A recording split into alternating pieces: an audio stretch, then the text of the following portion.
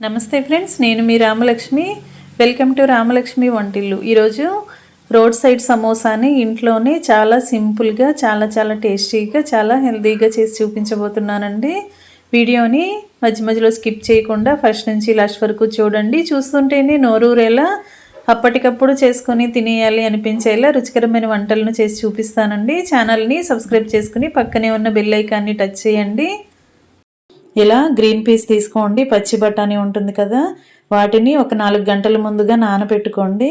నానిన తర్వాత వాటర్తో బాగా కడుక్కొని వాటిని ఒక గిన్నెలో వేసుకుని దానిపైన మూత పెట్టుకుని, గిన్నెలో వేసుకున్న తర్వాత చిటికెడు సాల్ట్ వేసుకోండి. తర్వాత మూత పెట్టుకుని కుక్కర్లో 4 నుంచి 5 విజిల్స్ వచ్చే వరకు ఉడికించుకోండి. ఉడికిన తర్వాత చూపిస్తానండి. ఈ లోపుగా పిండి రెడీ చేసుకుందాం. పూరీ పిండి కలుపుకుందాం. 1 కప్పు మైదా తీసుకోండి. టేస్ట్కి సరిపడా సాల్ట్ వేసుకోండి. బాగా మరుగుతున్న ఆయిల్ని 2 టేబుల్ స్పూన్లు వేసుకోండి. పిండిలో వేసుకుని ఆయిల్ని పిండికి పట్టే వరకు చేత్తో ప్రెస్ చేస్తున్నట్లుగా కలుపుకోండి. పిండి అనేది పొడి పొడిలాడకుండా కొంచెం ముద్దలాగా రావాలండి. అలా రాకపోతే ఇంకొంచెం ఆయిల్ని యాడ్ చేసుకోండి. ఇలా నేను చూపిస్తున్న విధంగా చూసుకోండి. తర్వాత కొంచెంగా వాటర్ పోసుకుంటూ పూరీ పిండిని కలుపుకోండి. ఇలా మొత్తం కూడా రెడీ చేసుకుని మూత పెట్టుకుని ఒక అరగంట పాటు పిండిని నాననివ్వండి. నానినట్లయితే సమోసాలు అనేవి గుల్లగుల్లగా క్రిస్పీగా వస్తాయండి.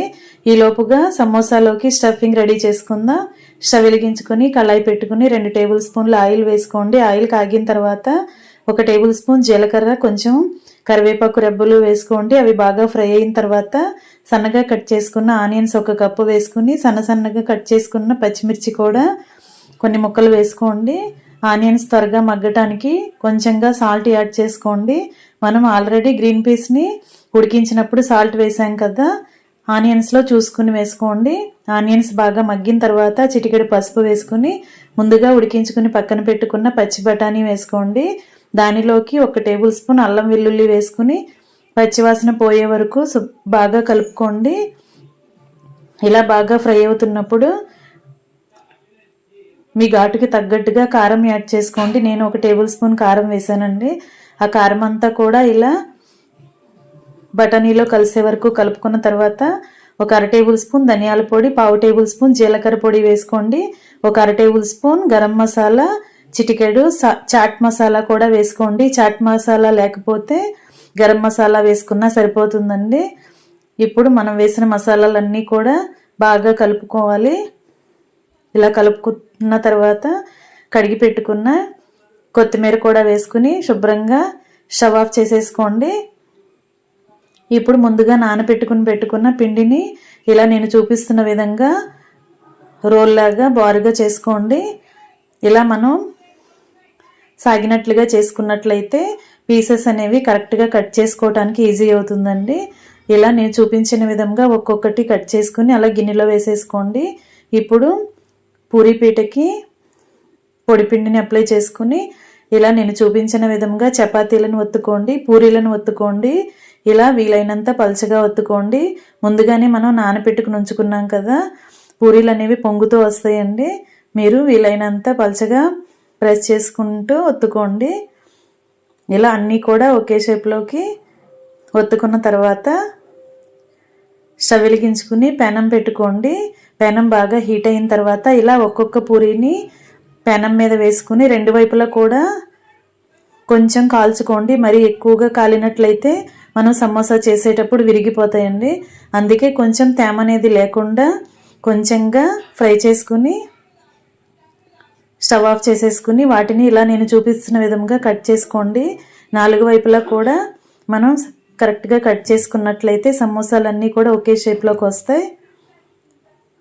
ఇలా నేను చూపించే విధంగా కట్ చేసుకోండి. దోశ గరిటె ఉంటుంది కదా, దోశ తిరగి వేసుకునే గరిటెతో ఇలా స్ట్రైట్గా కరెక్ట్గా కట్ చేసుకోండి.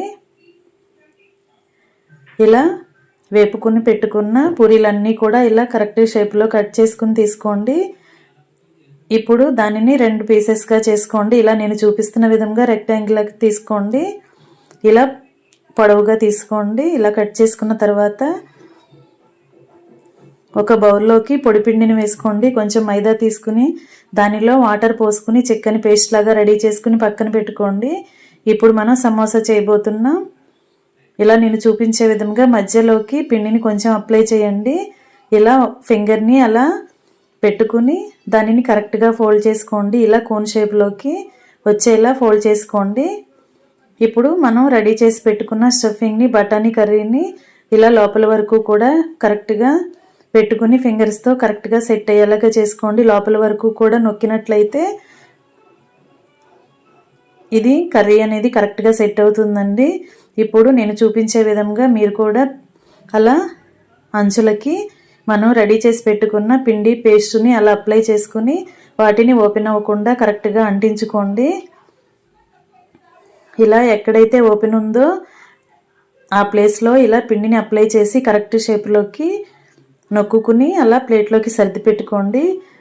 ఫ్రెండ్స్, నా ఛానల్ని మీరు ఫస్ట్ టైం వాచ్ చేసిన వారైతే సబ్స్క్రైబ్ చేసుకుని పక్కనే ఉన్న బెల్ ఐకాన్ని కూడా యాక్టివేట్ చేయండి. నేను పెట్టబోయే రెసిపీస్ అన్నీ కూడా మీ ఫోన్కి నోటిఫికేషన్కి వస్తాయి.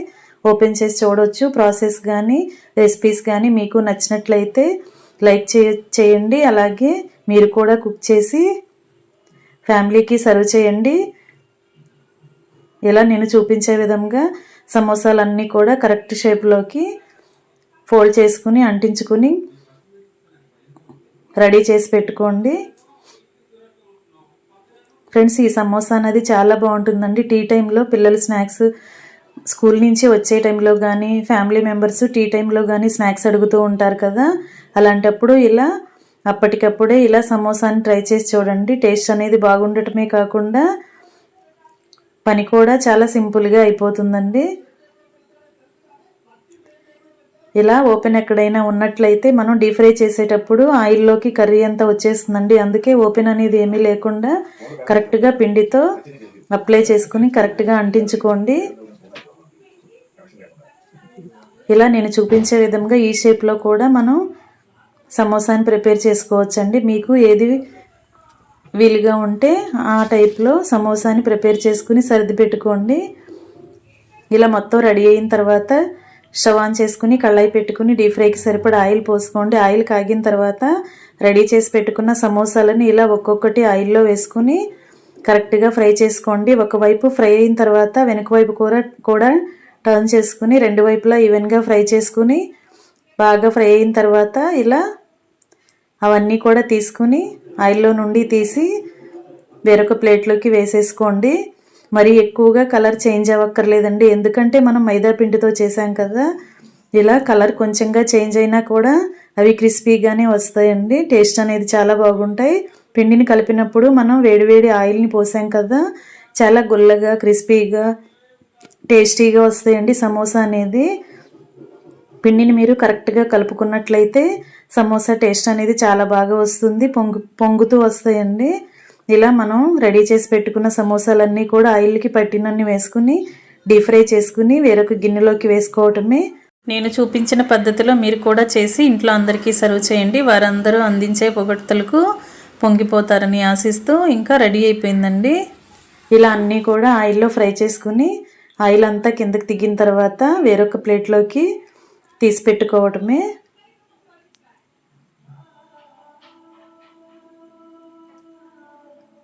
ఇలా మొత్తం కూడా రెడీ అయిన తర్వాత మనం షీట్లు కట్ చేసుకున్నప్పుడు చిన్న చిన్న పీసెస్ మిగిలాయి కదండి, అవి కూడా చివరిగా ఇలా ఆయిల్లో ఫ్రై చేసుకుని దానిలో కొంచెం సాల్ట్ కారం యాడ్ చేసుకుని సర్వ్ చేసుకుంటే చాలా బాగుంటాయండి. అవి కూడా ఇంకా రెడీ అయిపోయాయి. గ్రీన్ పీస్ సమోసా చాలా టేస్టీగా ఉంటాయి. మీ అందరూ కూడా ఖచ్చితంగా ట్రై చేసి చూడండి. అలాగే వీడియో నచ్చితే లైక్ చేయండి. మీ ఫ్రెండ్స్కి ఫ్యామిలీ మెంబర్స్కి ఈ రెసిపీ షేర్ చేయండి. అలాగే నా ఛానల్ని ఫస్ట్ టైం వాచ్ చేసిన వారు సబ్స్క్రైబ్ చేసుకోండి. పక్కనే ఉన్న బెల్ ఐకాన్ని యాక్టివేట్ చేయటం మాత్రం మర్చిపోకండి. నేను పెట్టబోయే రెసిపీస్ అన్నీ చూడండి. Thanks for watching. నేను మీ రామలక్ష్మి.